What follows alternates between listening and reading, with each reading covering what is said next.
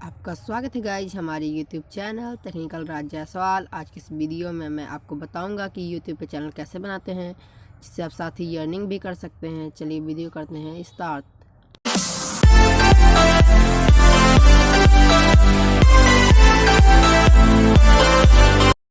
YouTube channel बनाने के लिए सबसे पहले आपको YouTube ओपन कर लेना है। फिर आपको पहले मैं रुकिए अपना अकाउंट लॉगिन मार ले रहा हूँ।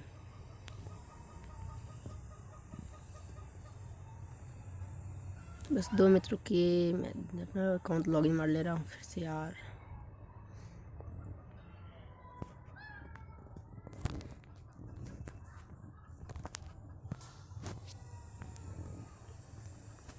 चलिए मैं लॉगिन मार लिया हूँ। सबसे पहले आपको अपने लोगो पर क्लिक करना है।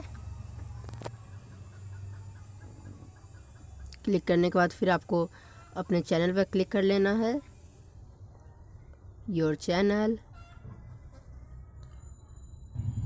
फिर जैसे आप पहला नंबर में लोगो और सेकेंड नंबर नेम मिल जाएगा, जिससे आप भर के अपना उसके फिर आपको क्रिएट चैनल पे क्लिक करना है, जिससे आप अपना चैनल बन जाएगा। आज के लिए इतना ही, थैंक यू।